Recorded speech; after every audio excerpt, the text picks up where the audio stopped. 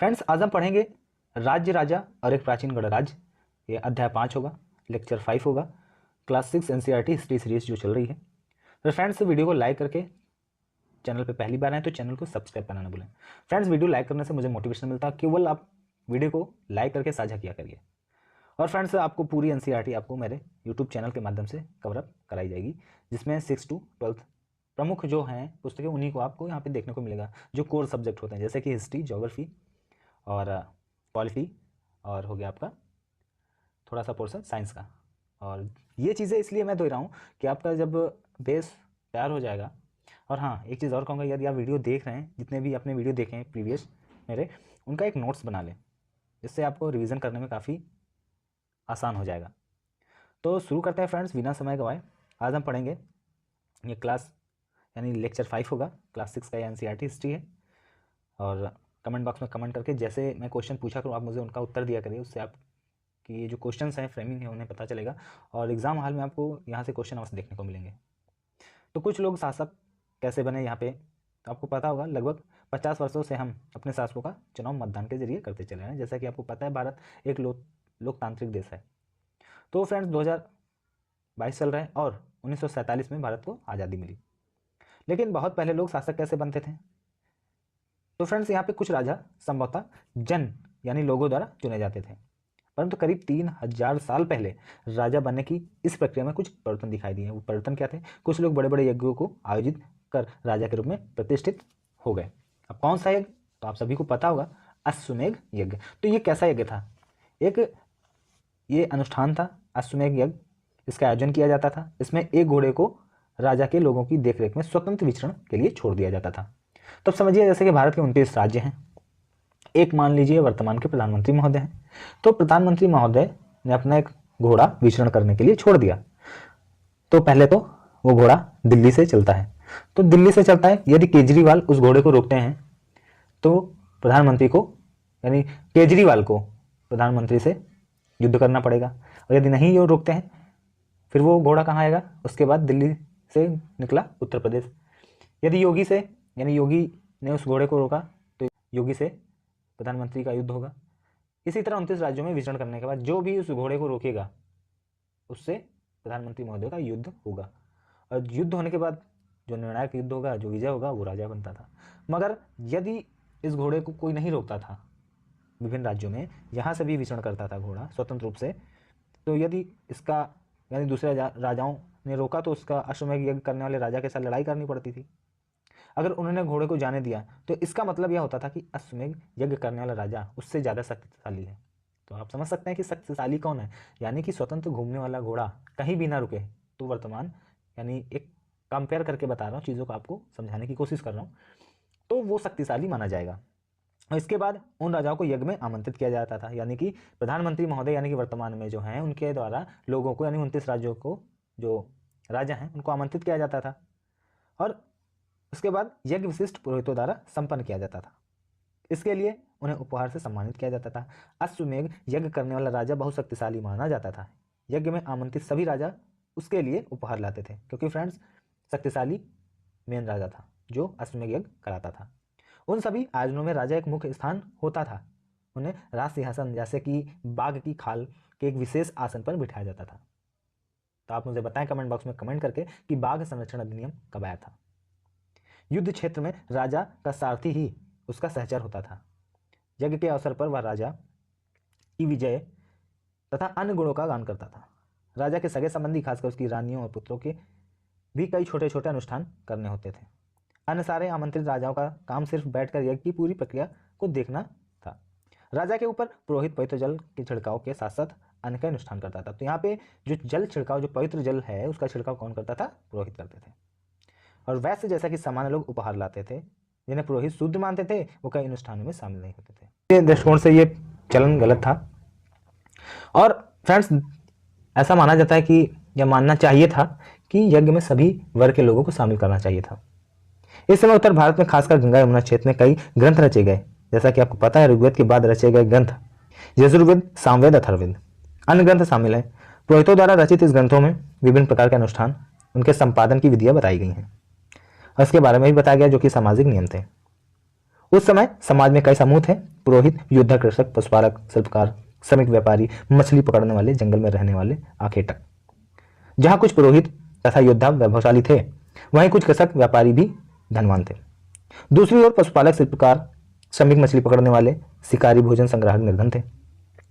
पुरोहितों ने लोगों को 4 वर्गों में विभाजित किया, वर्ण कहते हैं, सॉरी, यानी पुरोहितों ने लोगों को 4 वर्गों में विभाजित किया। इसे वर्ण व्यवस्था के आधार पर, आप सभी को पता है कि जो पहले था वर्ण व्यवस्था के आधार पर, मगर यहाँ पे वर्ण व्यवस्था थोड़ी सी जन्म लेने के द्वारा ही मान ली जाती थी। यानी कि आपका जन्म यदि ब्राह्मणों में हुआ तो ब्राह्मण ही कहेंगे, क्षत्रियों में हुआ क्षत्रिय कहेंगे, वैश्य हुआ, मगर ऐसा नहीं था। सबसे पहले वर्ण व्यवस्था ऐसी थी कि जो भी कर्म कैसा करेगा वो उसका वर्ण होगा।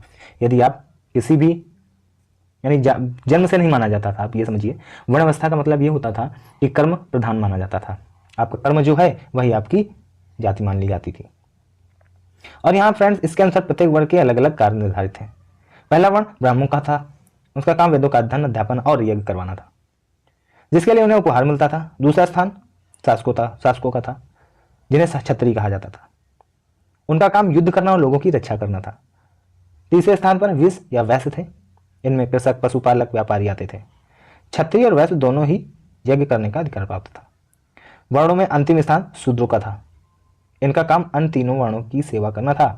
इन्हें कोई अनुष्ठान करने का अधिकार नहीं था। प्रायः औरतों को भी शूद्रों के समान माना गया। महिलाओं तथा शूद्रों को वेदों के अध्ययन का अधिकार नहीं था, अर्थात यानी महिला और शूद्र दोनों को वेदों का अध्ययन का अधिकार नहीं था, जो कि बहुत ही गलत ये तरीका था। ये वर्ण व्यवस्था बहुत ही गलत मानी जाती थी।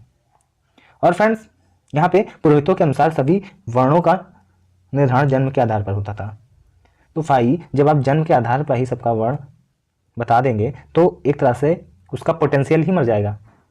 जिसमें योग्यता है वो भी समझ लेगा कि मैं एक तरह से शूद्र हूँ, तो मुझे काम थोप दिया गया कि मुझे नाला ही साफ करना है या मुझे सफाई करनी है, मुझे कचरा ही साफ करना है, तो उसका पोटेंशियल ही खत्म हो जाएगा। जो क्षत्रिय है उसको पता है कि मेरा पोटेंशियल, या मेरे पास भक्ति है, या मुझे लगता है कि मैं संस्कारी हूँ, मुझे पूजा काम में मन लगता है या मुझे व्यापार में मन लगता है, तो वो इन चीज़ों को नहीं कर पाता था चाह के भी। तो ये चीज़ें आपकी क्वालिटी को कम करती थी। ब्राह्मण माता पिता की संतान ब्राह्मण होती थी। बाद में कुछ लोगों को अछूत माना गया। अछूत वर्गों में कुछ शिल्पकार, शिकारी, भोजन संग्राहक शामिल थे। साथ ही इनमें वो लोग भी थे जो सबों को दफनाते जलाते थे, और इनके संपर्क में आने वाले को भी अपवित्र मान लिया जाता था। कई लोगों ने ब्राह्मणों द्वारा बनाई गई इस वर्ण व्यवस्था का विरोध किया। कुछ राजा स्वयं को पुरोहितों से श्रेष्ठ मानते थे। कुछ लोग जन्म के आधार पर वर्ण निर्धारण सही नहीं मानते थे। इसके अतिरिक्त कुछ लोग व्यवसाय के आधार पर लोगों के बीच भेदभाव उचित नहीं समझते थे, जबकि कुछ लोग चाहते थे कि अनुष्ठान संपन्न करने का अधिकार सबका हो। कई लोगों ने छुआछूत की आलोचना की। इस उपमहाद्वीप के पूर्वोत्तर क्षेत्र जैसे कि कई इलाकों में सामाजिक आर्थिक असमानता बहुत कम थी, जहाँ पुरोहितों का प्रभाव भी बहुत सीमित था। तो समझ सकते हैं, जहाँ पुरोहितों का प्रभाव बहुत ही सीमित था वहाँ छुआछूत भी कम थी। इनके क्षेत्र से बेसिकली ये चीज़ें बाहर थी, इसलिए वहाँ इनका प्रभाव नहीं था, तो लोग वहाँ पे बहके भी है, तो ये सब चीज़ें वहाँ नहीं हो पाई। लोगों ने वर्ण व्यवस्था का विरोध क्यों किया, आप मुझे कमेंट बॉक्स में कमेंट करके बताएं। अब यहाँ पे धूसर पात्र, यहाँ पे आप एक बर्तन देख रहे हैं, ये धूसर पात्र है। तो फ्रेंड्स, ज़्यादातर थालियाँ और कटोरियों ही मिलती हैं। ये पात्र बहुत ही पतली सतह के, सुंदर और चिकने हैं। शायद इसका प्रयोग खास मौके पर महत्वपूर्ण लोगों को भोजन परोसने के लिए किया जाता था। धूसर पात्र का आगे एक क्वेश्चन बनेगा, उसका मैं क्वेश्चन आपसे पूछूंगा, तो आप मुझे कमेंट बॉक्स में कमेंट करके बताएंगे। दूसरे पात्र से ही संबंधित होगा वह प्रश्न। अब जनपद के बारे में आपको पता होना, महायज्ञों को करने वाले राजा अब जन के राजा ना होकर जनपदों के राजा माने जाने लगे। जनपद का शाब्दिक अर्थ क्या है? जन के बसने की जगह, यानी कि जो लोग थे वहाँ पे उनकी बसने की जगह को जनपद कहा जाने लगा। कुछ महत्वपूर्ण जनपद हैं, जैसा कि आपको चित्र 4 में दिखाया जाएगा। तो यहाँ पे कुछ महाजनपद भी होंगे। महाजनपद फ्रेंड्स 6ठी शताब्दी ईसा पूर्व में भारतवर्ष में 16 महाजनपदों में बांटा गया था, और इसका यानी इसकी जो जानकारी है अंगुत्तर निकाय में आपको मिलेगी, जो कि एक बौद्ध ग्रंथ है। पुरातत्वविदों ने इन जनपदों की कई बस्तियों की खुदाई की। जैसा कि आपको पता है कि दिल्ली में पुराना कला, और मेरठ जो कि उत्तर प्रदेश के पास है हस्तिनापुर, और एटा का अतरंजी खेड़ा, इनमें प्रमुख यहाँ पे खुदाई की गई। लोग रहते थे और मवेशियों तथा अन्य जानवरों को पालते थे। वे चावल, गेहूं, धान, जौ, दालें, गन्ना, तिल, सरसों जैसी फसल उगाते थे। पहले भी ऐसी चीज़ें ऋग्वेद में भी आपने इन्हें पढ़ा कि उगाई जाती थी, तभी क्वेश्चन भी यहाँ पे बना कि क्या इन सूची में तुम्हें किसी ऐसी फसल का नाम मिला जिसका उल्लेख अध्याय 3 में नहीं है? था, उनमें भी था। लोग मिट्टी के बर्तन भी बनाते थे, इनमें बहुत धूसर और कुछ लाल रंग के होते थे। इन पूरा स्थलों में कुछ विशेष प्रकार के बर्तन मिले हैं। चित्रित धूसर पात्र, जैसा कि आपको मैंने दिखाया, ये आप इमेज में भी देख रहे हैं, जैसा कि इनके नाम से ही स्पष्ट है कि इन बर्तनों पर चित्रकारी की गई है। धूसर चित्रित यानी चित्रित धूसर पात्र, चित्रित का मतलब चित्र बनी होंगी इस पर। और फ्रेंड्स, इन बर्तनों का चित्रकारी की गई है। ये आमतौर पर सरल रेखाओं और ज्यामितीय आकृतियां के रूप में है। महाजनपद, जैसा कि मैंने आपको बताया, 16 महाजनपदों में 6ठी शताब्दी में बौद्ध ग्रंथ है अंगुत्तर निकाय में जिक्र किया गया है। और फ्रेंड्स, 2500 साल पहले कुछ जनपद अधिक महत्वपूर्ण हो गए, इन्हें महाजनपद कहा जाने लगा। अधिकतर महाजनपदों की एक राजधानी होती थी। कई राजधानियों में किलेबंदी की गई। किलेबंदी क्यों गई? किलेबंदी क्यों या किस लिए की जाती थी? भाई अपनी सुरक्षा के लिए। ऐसा माना जाता है कि वो राजा डरपोक भी होते होंगे, इसलिए किला यानी चार दीवारी उठा देते अपने राज्य की सीमाओं के बाहर। इनके चारों ओर लकड़ी, ईंट, पत्थर की ऊंची दीवारें बनाई गई थी। ऐसा लगता है कि लोगों ने अन्य राजाओं के आक्रमण के डर से अपनी सुरक्षा के लिए इन किलों का निर्णय लिया निर्माण करने के लिए। कुछ राजा अपनी राजधानी के चारों ओर विशाल, ऊंची, प्रभावशाली दीवार खड़ी करनी अपनी समृद्धि, और जो कि आपको पता है, ये यहाँ पे मैंने अभी आपको दिखाऊंगा कि 16 जनपद कहाँ कहाँ पे हैं, उनकी लोकेशन भी बताऊंगा, क्योंकि फ्रेंड्स सत्य का प्रदर्शन करने के लिए भी लोग ऐसा करते थे। इस तरह के किले के अंदर रहने वाले लोगों और उस क्षेत्र में नियंत्रण रखना भी सरल। भाई जब एक किला हो जाएगा, ऊपर से लोग वहाँ पे सैनिक जो होते थे उनके खड़े होकर दूर तक देखते थे, तो उन्हें पता होता था यदि कोई आक्रमण करने वाला है, आ रहा है, तो उसे चौकन्ना रखते थे, यानी अपने राजा को तुरंत सूचित करते थे। इस तरह की विशाल दीवार बनाने के लिए व्यापक योजना की आवश्यकता थी और लाखों की संख्या में ईंटों पत्थरों का इंतजाम करना पड़ता था। हजारों स्त्री पुरुषों, बच्चों के लिए श्रमिक इसमें किया होगा। इसके लिए संसाधनों की आवश्यकता पड़ी होगी। अब राजा सेना रखने लगे थे, सिपाहियों को नियमित वेतन देने लगे थे, जो कि साल भर रहते थे। इन सिक्कों के बारे में आपको मैं आगे बताऊंगा, मगर पहले हम आपको बता देते हैं 16 महाजनपद। यहाँ पे देख सकते हैं फ्रेंड्स, आपको पता है कि जो 16 महाजनपद हैं उनमें से 8 उत्तर प्रदेश में है, तो उनकी लोकेशन आपको पता होनी चाहिए। जनपद जो है चंपा इसकी राजधानी है। वर्तमान यानी कि जो आधुनिक स्थान यहाँ पे भागलपुर, मुंगेर, बिहार के समीप होगा। और फ्रेंड्स, आपको पता होना चाहिए कि मगध इसकी राजधानी गिरिब्रिज या राजगिरी कह सकते हैं, वर्तमान में बिहार यहाँ पे होगा। यहाँ पे मैं इसकी लोकेशन आपको बता देता हूँ। जैसा कि आपको पता है उत्तर प्रदेश में जो 8 जनपद हैं, जैसे कि आपको पता है काशी, पहला काशी हो गया, इसकी राजधानी हो गई वाराणसी। दूसरा हो गया वत्स, इसकी राजधानी हो गई कौशाम्बी। ठीक। और फ्रेंड्स, तीसरा हो गया कौशल, इसकी राजधानी हो गई श्रावस्ती। इसके बाद मल्ल की क्या है? कुशावती, जो कि आपको पड़ेगा वर्तमान में देवरिया के समीप। बस्ती है, देवरिया, बहराइच, यहाँ पे पड़ेगा। और फ्रेंड्स, पांचाल, यहाँ पे इतने हो गए, चार और बता देते हैं। अगला हो गया पंचाल, अहिछत्र और कंपिल, छत्र या काम्पिल। उसके बाद फ्रेंड्स अगला हो गया चेदी। आपको पता है इसकी राजधानी है शुक्तिमती। तो ये जो है आपको पता होना चाहिए, बुंदेलखंड क्षेत्र, जैसा कि बांदा हो गया और चित्रकूट हो गया, यहाँ पे ये चेदी महाजनपद था। और अगला है कुरु, इसकी राजधानी है इंद्रप्रस्थ। तो वर्तमान में ये है दिल्ली के समीप, मेरठ है, तो उत्तर प्रदेश में मेरठ का कुछ हिस्सा आता है, इसलिए इसको उत्तर प्रदेश में भी माना जाता है, मगर यहाँ पे दिल्ली, मेरठ, हरियाणा का कुछ क्षेत्र आता है। सूरसेन, इसका है मथुरा। तो मथुरा आपको पता होना चाहिए कि उत्तर प्रदेश में पड़ता है। तो ये 8 जनपद उत्तर प्रदेश के हैं। और बचे कौन कौन से आपको पता होना चाहिए। बचा कौन सा है? अंगचंपा, भागलपुर, जो कि बिहार में है, मगध, जो कि पटना, गया में है, और फिर उसके बाद है वज्जी, जो कि वज्जी यहाँ पे देख सकते हैं, मैं आपको दिखा देता हूँ इमेज में, यहाँ पे देख सकते हैं वज्जी। तो वज्जी की क्या राजधानी थी? वैशाली या मिथिला कह सकते हैं। इसकी 3 राजधानियाँ थी, वैशाली, मिथिला, विदेह और मिथिला। ठीक है। और फ्रेंड्स यहाँ पे बात कर लेते हैं कि अवंती, जो कि मध्य प्रदेश में है, वर्तमान में मालवा डिस्ट्रिक्ट है, वहाँ पे है। उज्जैन महेश्मती इसकी राजधानी थी उस समय, और मत्स्य विराटनगर, उसके बाद कंबोज हाटक। हाँ, विराटनगर जो है वो वर्तमान का जयपुर भरतपुर इसके समीप था। कंबोज जो है हाटक, जो कि राजौरी हजारा क्षेत्र में आता है। अस्मक ये है गोदावरी नदी के, यानी ये दक्षिण भारत की मात्र एक राजधानी है। अमस्क इसकी राजधानी क्या थी? पोटली। गांधार आपको पता है पाकिस्तान, यानी भारत से बाहर केवल एक ही राजधानी थी, तक्षशिला, और ये महाजनपद था जो गांधार। तो आपको आशा करता हूँ ये 16 महाजनपद और इनकी राजधानियों के बारे में पता चल गया होगा। आप मुझे कमेंट बॉक्स में कमेंट करके बताएं कि क्या मैं इसका सेपरेट वीडियो आपको बता दूं, पढ़ा दूं। तो आप मुझे कमेंट बॉक्स में कमेंट करके बताएं, या आपको पता चल गया तो आप नोट डाउन से कर लें। और फ्रेंड्स यहाँ पे बात कर लेते हैं कि शक्ति का प्रदर्शन भी करते थे, क्योंकि किलेबंदी के अंदर रहने वाले लोगों और उनके क्षेत्र में नियंत्रण रखना भी सरल हो गया था। इस तरह की विशाल दीवार बनाने के लिए व्यापक योजना की आवश्यकता थी, और लाखों की संख्या में ईंटों पत्थर का इंतजाम करना पड़ता था। हजारों स्त्री पुरुष इसमें काम में परिश्रम किया। और फ्रेंड्स यहाँ पे पढ़ लेते हैं, ये देखिए चुनाव जो ईंट लगाते हुए दिखाया गया है।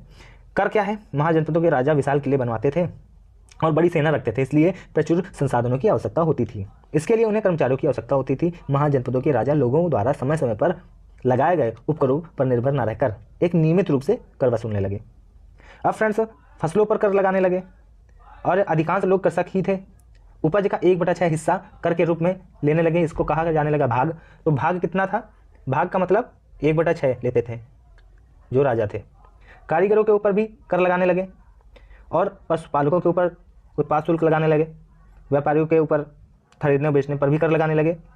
आखेटक संग्राहकों को जंगल से जो कुछ वस्तु या जानवर लाते थे उन पर कर लगाने लगे। इस तरह से यह वस्तुएं देनी, यदि कोई गया हिरन मारने या कोई गया जंगल में शिकार करने, उस शिकार करके राजाओं को देते थे। कृषि में परिवर्तन हुआ। क्या परिवर्तन हुआ? युग में कृषि के क्षेत्र में 2 बड़े परिवर्तन हुए। हल के फाल जो होते थे पहले लकड़ी के होते थे, अब लोहे के होने लगे। इस तरह से परिवर्तन देखने को मिला, क्योंकि जब लकड़ी के थे तो कम धीमी गति से जोता जा सकता था। जोतते थे, कहने का मतलब इतना मात्र है कि लकड़ी के जो फल थे उनसे जोतने की प्रक्रिया धीमी थी, और जब लोहे लग गए तो उसमें जोतने की प्रक्रिया में वृद्धि हुई, तो फल में जो यानी अनाज था उत्पादन में वृद्धि हुई, काम तेजी से होने लगा। सूक्ष्म निरीक्षण की बात की जाए तो 200 साल के भीतर मगध सबसे महत्वपूर्ण जनपद बन गया। गंगा सोन नदी जैसी मगध से होकर गुजरती थी। ये 2 प्रमुख नदियाँ थी। यातायात, जल वितरण और जमीन को उपजाऊ बनाने के लिए यहाँ पे महत्वपूर्ण थी, बहुत महत्वपूर्ण थी। यहाँ पे जो जमीन थी, ये 3 चीज़ें बहुत महत्वपूर्ण थी: यातायात, जल वितरण, जमीन। मगध का एक हिस्सा जंगलों से भरा था। जंगलों में रहने वाले हाथियों को पकड़कर उन्हें प्रशिक्षित कर सेना के काम में लिया जाता था। यही नहीं, जंगलों से घर, गाड़ियाँ, रथ बनाने की एक लकड़ी मिलती थी। इसके अलावा इस क्षेत्र में लौह अयस्क की खदानें भी थी। मजबूत औजार हथियार बनाने के लिए बहुत उपयोगी थे। तो ये एक तरह से समृद्ध माना गया ये जनपद। कौन सा? आप मुझे कमेंट बॉक्स में कमेंट करके बताएं। मगध में 2 बहुत ही शक्तिशाली शासक हुए। कौन कौन से? मगध किसकी राजधानी थी? आप मुझे कमेंट बॉक्स में कमेंट करके बताएं। तो फ्रेंड्स यहाँ पे 2 राजा थे, बिंबिसार और अजातशत्रु। अब आपको पता होगा कि जो अजातशत्रु था इसने प्रथम बौद्ध संगीत की इसी के शासनकाल में हुआ, अजातशत्रु के शासनकाल में हुआ। और यहाँ पे जो अध्यक्ष थे महाकश्यप थे, और स्थान जो था राजगिरी था। वर्ष इस समय था 483 ईसा पूर्व। और फ्रेंड्स राजगिरी कई सालों तक मगध की राजधानी बनी रही। बाद में पाटलिपुत्र को राजधानी बना दिया गया, वर्तमान में जो आज का पटना है। 1300 साल से भी पहले की बात है। मैसेडोनिया का जो राजा था सिकंदर, विश्व विजय करने चला था। विश्व विजय करते करते भारतीय उपमहाद्वीप के पास ब्यास नदी के समीप आया, तो वहाँ पे वो रुक गया। क्यों रुका? क्योंकि उसकी सेना को पता चला कि मगध की ओर कूच करना चाहा, तो उससे सिपाहियों ने इनकार कर दिया। क्यों कर दिया? वो भयभीत थे कि भारत के शासकों के पास पैदल, रथ, हाथियों की बहुत बड़ी सेना है, तो इसलिए वो वहाँ पे टिटका और रुका। जैसा कि आपने ऊपर पढ़ा वज्र के बारे में, मैंने आपको बताया कि यह एक शक्तिशाली राज्य था। उसके नज़दीक ही वज्र था। इसकी राजधानी वैशाली बिहार थी। मैंने आपको यहाँ पे दिखाया है, मैप में आप देख सकते हैं कि ये जो राजधानियाँ हैं, पहले तो वैशाली थी और उसके बाद वज्र थी, और ये काफ़ी महत्वपूर्ण राजधानी थी उस समय। तो यहाँ पे फ्रेंड्स इसमें की शासन व्यवस्था थी। कैसी शासन व्यवस्था? यहाँ पे गढ़ और संघ थे। तो गढ़ क्या होते थे? गढ़ उसे जैसे कर्मचारी गढ़, आपको पता है एक गढ़ में 1 से अधिक सदस्य होंगे तो उसे गढ़ कहने लगे। संघ संगठन को कहने लगे, जहाँ पे सभा होती थी वो संघ होने लगे। गढ़ संघ कई शासक होते थे। कभी कभी लोग एक साथ शासन करते थे। इनमें से प्रत्येक व्यक्ति राजा कहलाता था। ये सभी राजा विभिन्न अनुष्ठानों को एक साथ संपन्न करते थे। सभाओं में बैठकर ये बातचीत करते थे आपस में, वाद विवाद के जरिए क्या निष्कर्ष निकालना है, क्या करना है, यदि आक्रमण होना है तो उससे निपटने के लिए क्या तरीके अपनाने हैं। तो ये एक साथ सब ये सभा में बात करते थे या गढ़ में बात करते थे। अब बुद्ध महावीर दोनों ही गण संघ से संबंधित हैं। बौद्ध साहित्य में संघ के जीवन का बहुत बड़ा सजीव वर्णन मिलता है। ये आपको आगे बताएंगे अध्याय 6 में, मगर यहाँ पे बात कर लेते हैं वज्र संघ या दीघ निकाय से लिया गया है। दीघ निकाय एक प्रसिद्ध बौद्ध ग्रंथ है जिसमें बुद्ध के कई व्याख्यान दिए गए हैं। इन्हें करीब 2300 साल पहले लिखा गया था। कौन सा निकाय? दीघ निकाय। अजातशत्रु और वज्र संघ, यहाँ पे अजातशत्रु वज्र संघ पर आक्रमण करना चाहते थे। उन्होंने अपने मंत्री वत्सकार को बुद्ध के पास सलाह के लिए भेजा। बुद्ध ने उनसे पूछा कि क्या वज्र सभाएं नियमित रूप से हो रही हैं, तो उनमें सभी सदस्य अनुपस्थित होते हैं। जब उन्हें पता चला कि हाँ ये सब चीज़ें नियमित रूप से हो रही हैं, तब वज्रवासी तब तक उन्नति करते रहेंगे जब तक ये जो काम दिए गए हैं उनके साथ होते रहेंगे, तब तक वो वृद्धि करते रहेंगे। जैसा कि वे पूर्ण रूप से नियमित सभाएं करते रहेंगे, आपस में मिलजुल कर काम करते रहेंगे, पारंपरिक नियमों के पालन करते रहेंगे, बड़ों का सम्मान समर्थन और उनकी बातों पर ध्यान देते रहेंगे। वज्र महिलाओं के साथ जो जबरदस्ती नहीं करेंगे, बंधक नहीं बनाएंगे, शहरों गाँव के चैत्यों का रख रखाव करेंगे, विभिन्न मतावलंबी संतों का सम्मान करेंगे, उनके आने जाने पर कोई रोक टोक नहीं लगाएंगे। ये चीज़ें दी गई हैं वज्र संघ और अजातशत्रु के बीच बात। कई शक्तिशाली राजा इन संघ को जीतना चाहते थे। इसके बावजूद उनका राज्य अब से लगभग 1500 साल पहले तक चलता रहा। इसके बाद गुप्त शासकों ने गढ़ और संघ पर विजय प्राप्त कर लिया, राज्य में शामिल कर लिया। इसके बारे में मैं आपको अध्याय 10 में पढ़ूंगा। हाँ फ्रेंड्स, अन्यत्र में मैं बता दूं कि जैसा कि आपको पता है कि इधर 2500 साल पहले एथेंस के लोगों ने एक शासन व्यवस्था की स्थापना की जिसे प्रजातंत्र या गणतंत्र कहा जाने लगा। भारत एक गणतंत्र देश है, मगर विश्व में सबसे पहले गणतंत्र की स्थापना कहाँ हुई? एथेंस में। ऐसा माना जाता है 2500 साल वर्ष पहले। मगर एक गणतंत्र कुछ थोड़ा सा गणतंत्र कहा जाता था उस समय के अनुसार, मगर यहाँ पे तब भी कुछ पाबंदियाँ थीं। जैसा कि क्या था, यह व्यवस्था 200 साल तक चली। 30 साल से ऊपर के उन सभी पुरुषों को पूर्ण नागरिकता प्राप्त थी, तो यानी कि 30 वर्ष से कम लोग वाले उनको पूर्ण नागरिकता प्राप्त नहीं थी। ये भी एक बंदिश है। जो दास नहीं थे, वहाँ एक सभा थी जो महत्वपूर्ण विषयों पर निर्णय के लिए साल भर में कम से कम 40 बार बुलाई जाती थी। यानी कि साल भर में एक सभा होती थी और जो दास नहीं थे उसमें शामिल हो सकते थे। इसमें सभी नागरिक भाग ले सकते थे। शासन के कई पदों पर नियुक्तियाँ लॉटरी के द्वारा की जाती थी। औरतों को नागरिक का दर्जा नहीं मिलता था, ये भी पाबंदी थी। व्यापारियों और शिल्पकारों के रूप में एथेंस में रहने और काम करने वाले बहुत से विदेशियों को भी नागरिक का अधिकार नहीं मिला। एथेंस में खदानों, खेतों, घरों, कार्यशालाओं में काम कर रहे दासों को भी नागरिक का अधिकार नहीं मिला। तो एक तरह से क्या एथेंस में वास्तविक जनतंत्र था? नहीं था, क्योंकि यहाँ पे कुछ चीज़ें एक तरह से जैसे कि 30 साल से कम वालों को नहीं था और महिलाओं का अधिकार नहीं था, विदेशियों को अधिकार नहीं था। तो इस तरह से पाबंदियाँ कुछ थी। तो यहाँ पे आज हमने पढ़ा राजा, अश्वमेध, वर्ण, जनपद, महाजनपद, किलेबंदी, सेना, कर, पौधारोपण, गणसंघ, प्रजातंत्र। इन शब्दों के बारे में मैंने पढ़ा। आप मुझे बताएं वीडियो कैसा लगा, लाइक करके साझा करें, चैनल को अवश्य सब्सक्राइब कर लें। हाँ फ्रेंड्स, तो आपको पता होना चाहिए सही क्या है गलत क्या है। इन क्वेश्चनों को अवश्य क्या करिए। अश्वमेध के घोड़े को अपने राज्य से गुजरने की छूट देने वाले राजाओं को यज्ञ में आमंत्रित किया जाता था, बिल्कुल सत्य है। राजा के ऊपर सारथी पवित्र जल छिड़काव करता था, बिल्कुल गलत है, क्योंकि पुरोहित पवित्र जल का छिड़काव करते थे। पुरातत्वविदों को जनपदों की बस्तियों में महल मिला नहीं मिला। चित्ती धूसर पात्रों में अनाज रखा जाता था, सही बात है। महाजनपदों में बहुत से नगर किलाबंद थे, बिल्कुल सही बात है। तो इस तरह से आज हमने ये भाग 5 पढ़ा। और फ्रेंड्स, अगला पार्ट आपको छठा नेक्स्ट वीडियो जल्द ही मिल जाएगा। अब चीज़ें आपको निरंतर एक दिन में 1 से 2 वीडियो अवश्य मिलेगा। जो भी जानकारी चाहिए आप मुझे कमेंट बॉक्स में कमेंट कर सकते हैं। टेलीग्राम चैनल में जुड़ जाएँ, वहाँ पे भी आप प्राप्त कर सकते हैं। वीडियो किस विषय पे चाहिए आप मुझे कमेंट बॉक्स में कमेंट करके बता सकते हैं। वीडियो कैसा लगा सुझाव दे सकते हैं। Thanks for watching. जय हिंद।